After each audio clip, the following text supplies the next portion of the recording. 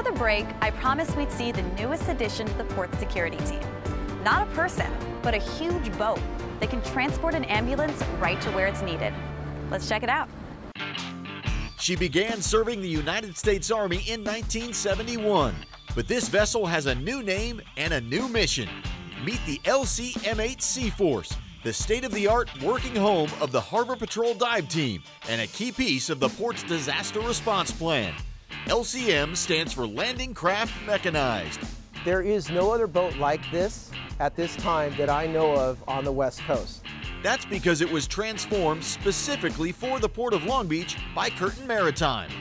Total construction time, a little over 3 months. It came to us as a basic shell of an LCM-8 landing craft, which is just an open well deck, a bow ramp, and a little doghouse for one operator, to land equipment on the beach. The Army was gracious enough to sign over this boat to the Port of Long Beach for no cost at all. The total cost to rehab and retrofit this boat was around $1.5 million, over which $1 million was covered in grant funding. And the dive team will put it to work as they inspect wharves and underwater facilities throughout the port, clearing the waters of navigational hazards.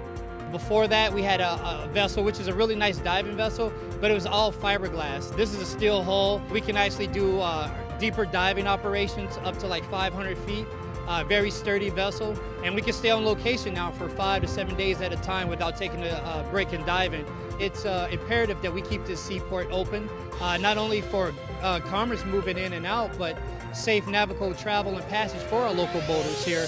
Based in Long Beach, Curtin Maritime took this LCM design, which was used extensively during the Vietnam War and since, and created a new upper and lower house, added new Tier 3 engines and generators that meet the toughest environmental standards, then packed on an 8-ton hydraulic crane and a 4-point anchor system. The initial wheelhouse on these things is right down at the deck level where that lower house is, so you don't get a real good view. So being able to have an elevated house like this makes the boat a lot safer to operate and gives you more options. All new radar, chart plotters, satellite compass, all the controls, pretty much everything you can need to make this into a true working class vessel. This crane could actually pick up a vehicle in the water, put some straps around the vehicle, the crane could pick it up and set it right here in the deck well. This is really going to simplify rescue and salvage operations for other agencies such as PD and fire within the port. She can transport people, equipment, vessels. We can put a fire truck on this vessel and she'll take her where we need her to go. So business resiliency and recovery from an incident will be her primary role. I do believe that when the word gets out of what we have here, that other ports up and down the West Coast will become envious of this, and we have probably created a new standard. Pretty awesome stuff, right? And now for our last story, another marvel that helps keep us safe. A gigantic scanning machine that takes the guesswork out of screening containers for hazardous materials. Steel containers dominate the landscape at the Port of Long Beach. Seemingly endless rows, some stacked 4 and 5 high, stretch across the port's many cargo terminals. The port handles more than 2 million loaded inbound containers every year. Security is a top priority, so making sure that those containers and their contents are safe is a 24/7 task, a job that belongs to U.S. Customs and Border Protection. Our priority mission is to detect and interdict weapons of mass destruction, contraband, while facilitating legitimate trade, cargo, and travel. Roughly 150 highly trained officers are involved in inspecting cargo and in stopping the flow of illicit drugs, currency, and other illegal contraband into the country. The operation is huge. It's a very big operation, a very big responsibility for these men and women actually assigned to Customs and Border Protection here in Long Beach. Fortunately, those men and women have an amazing piece of technology at their disposal.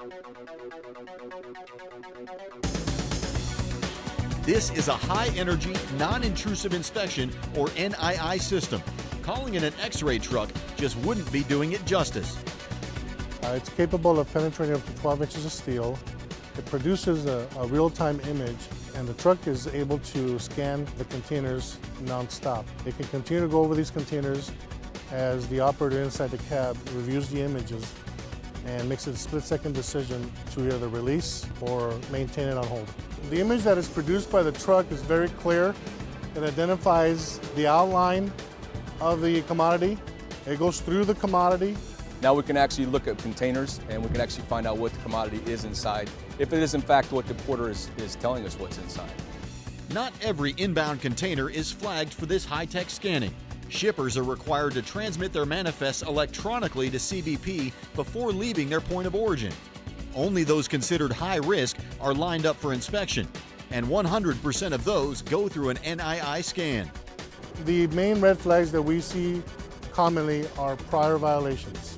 Other flags that we identify are new shippers. It's a very difficult process to identify if they're legitimate or not if we don't have any history on them.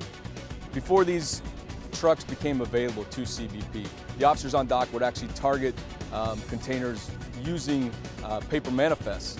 So now everything is actually electronic. The machines that we actually have now make it a lot easier for us to examine the cargo. And more efficient. Being able to clear a container with a quick scan reduces the need for manual inspections, or worse, unpacking at an off-site facility. For example, if a container is coming loaded with generators, if there's a box or anything that doesn't look like a generator, that container will get flagged for an inspection here at the dock. With state-of-the-art equipment, an around-the-clock enforcement team, and an unquestioned dedication to the safety of our community and country, U.S. Customs and Border Protection is one of the vital security partners for the Port of Long Beach. That brings us to the end of the show.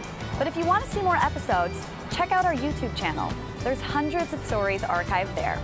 Thanks for watching, and I'll catch you next time.